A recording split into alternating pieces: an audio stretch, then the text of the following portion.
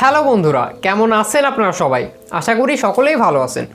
তো আজকের এই ভিডিওটিতে আমরা ওয়ালটনের এন্ট্রি লেভেল বাজেটের নতুন একটা ফোন নিয়ে কথা বলবো, যেটা এই সদ্য লঞ্চ হয়েছে এবং এর যে স্পেসিফিকেশনগুলো রয়েছে সত্যিই কিন্তু অসাধারণ। তো আমি আর বেশি কথা বলবো না, আজকে আমরা কথা বলবো ওয়ালটনের প্রিমো GM4 এই ফোনটা নিয়ে। তো অবশ্যই আপনি ভিডিওটি A to Z দেখতে থাকবেন, আর যারা চ্যানেলে নতুন এসেছেন অবশ্যই আমাদের চ্যানেলটিকে সাবস্ক্রাইব করে রাখবেন, কারণ আমরা এই ধরনের টেকনিক্যাল ভিডিও এবং আপনাকে A to Z বুঝিয়ে দেওয়ার চেষ্টা করি যে কোন ফোনটি ভালো এবং কোন ফোনটি খারাপ। তো অবশ্যই সাবস্ক্রাইব করে রাখবেন। তো চলুন শুরু করা যাক ভিডিওটি।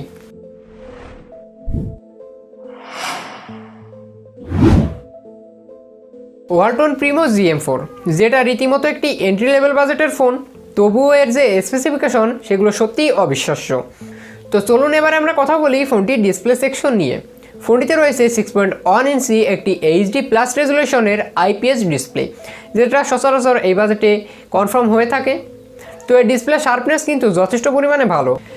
ফোনটিতে অ্যান্ড্রয়েড ভার্সন হিসাবে পাবেন অ্যান্ড্রয়েড 10 ভার্সন, এবং এটি হচ্ছে অ্যান্ড্রয়েড 10-এর গো এডিশন।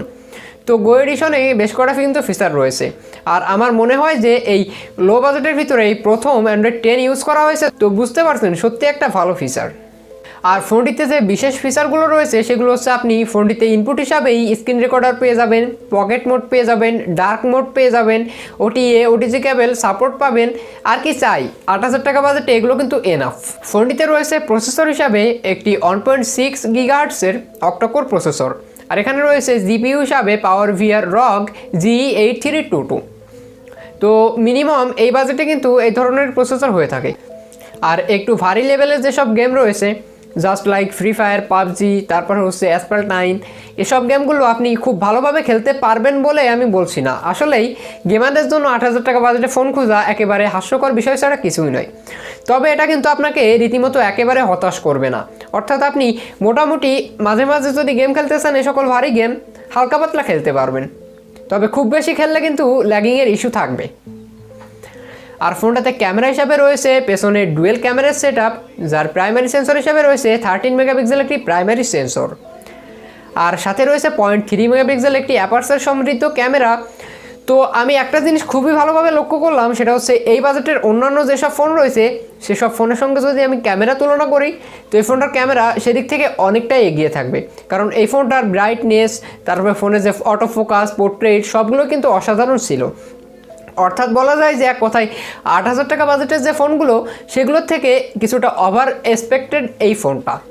আর ফোনটা সেলফি ক্যামেরাও কিন্তু যথেষ্ট ভালো। এখানে 5 মেগাপিক্সেল একটি সেলফি ক্যামেরা রয়েছে, যেটাতেও কিন্তু পোর্ট্রেট মোডের সাপোর্ট রয়েছে। আর এর ক্যামেরা কোয়ালিটিতেও যথেষ্ট শার্পনেস রয়েছে, অর্থাৎ আপনাকে কোনোভাবে হতাশ করবে না এই ফোনের ক্যামেরা। আপনি বাজেটের ভিতরে বেশ ভালো একটা ক্যামেরা পাবেন এই ফোনে। আর আপনারা হয়তো অনেকেই ভাবতে পারেন যে এই ফোনটার প্রসেসরও মোটামুটি, ক্যামেরা কোয়ালিটিও যথেষ্ট ভালো, তাহলে এই ফোনটা নিশ্চয়ই ব্যাটারি খারাপ আছে। আসলে এমনটা হওয়ার কোনো প্রশ্নই ওঠে না, কারণ এই ফোনটাতে রয়েছে 5000 মিলিঅ্যাম্পিয়ার একটি বিশাল ব্যাটারি। তো সেক্ষেত্রে আপনাকে ব্যাটারি নিয়েও কোনো ধরনের সমস্যায় পড়ার কথাই নয়, কারণ এই 5000 মিলিঅ্যাম্পিয়ার ব্যাটারি আপনাকে তো one day life time battery service তো দিবেই। সেক্ষেত্রে আপনি একদিন খুব ভালোভাবে ব্যাটারি ব্যাকআপ পাবেন এই ফোনে। আর এখানে 10 ওয়াটের একটা চার্জার থাকছে, ফাস্ট চার্জিংয়ের সাপোর্ট নেই। আর এই বাজেটে ফাস্ট চার্জিংয়ের সাপোর্ট কেউ এক্সপেক্টও করে না, সেক্ষেত্রে এটা নিয়েও আমি কিছু বলবো না। ফোনটাতে রোমের দিক থেকে আপনি পাবেন 2 GB র্যাম এবং 16 GB রমের ভেরিয়েন্ট। আর এখানে আপনি 128 GB পর্যন্ত মেমরি কার্ড ইউজ করতে পারছেন, যেটা যথেষ্টই ভালো। আর এই ফোনটার প্রাইস হচ্ছে 2 GB এবং 16 GBর একটি ভেরিয়েন্টই বেরিয়েছে, আর এটার প্রাইস 7,990 টাকা। সেক্ষেত্রে অনেকেই হয়তো ভাবতে পারেন যে এর থেকেও তো 3 GB র্যামের দু একটা ফোন রয়েছে। তো আমি যদি ওভারঅল ওই ফোনগুলোর সঙ্গে কম্প্যারিজন করি, তো সেক্ষেত্রে এই ফোনটার যে ক্যামেরা কোয়ালিটি, ব্যাটারি ব্যাকআপ, সেগুলোর দিক থেকে কিন্তু এই ফোনটা অনেকটাই এগিয়ে থাকবে। আর এর ভিতরে কিন্তু ডার্ক মোড সহ পকেট মোড অনেকগুলো স্পেশাল ফিচার রয়েছে, তাই আপনাকে কিছুটা আমি কনফিডেন্স সহকারে বলতে পারি 8,000 টাকা বাজেটের অন্যান্য যেসব ফোন সেসব ফোনের থেকে আপনাকে কিছুটা বেশি সার্ভিস দিবে। তো অবশ্যই বলতে পারি ওয়ালটন এটা খুব ভালোভাবে লঞ্চ করেছে কম বাজেটে অন্যান্য ফোনের তুলনায়। সেক্ষেত্রে যারা এন্ট্রি লেভেল বাজেটের ফোন খুঁজছেন তারা এই ফোনটা কিনতে পারেন। তবে যারা হেভি ইউজার রয়েছেন তারা এই ফোনটা থেকে একটু দূরে থাকা ভালো। আর আমি আশা করব যে যারা হেভি ইউজার রয়েছেন তারাই 7-8 হাজার টাকা বাজেটে কোনো ফোন কিনবেন না, তারা অবশ্যই হাই প্রাইজের ফোন কিনবেন। তো আজ এই পর্যন্তই, আশা রাখি ভিডিওটি আপনাদের সকলেরই ভালো লেগেছে। আর ভিডিওটি যদি ভালো লাগে তাহলে অবশ্যই লাইক, কমেন্ট এবং শেয়ার করতে ভুলবেন না। আর আপনার একটি সাবস্ক্রাইব কিন্তু আমাকে নতুন নতুন ভিডিও বানানোর জন্য অনুপ্রেরণা দেয়।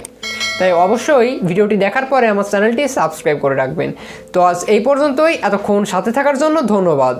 Tata, bye bye.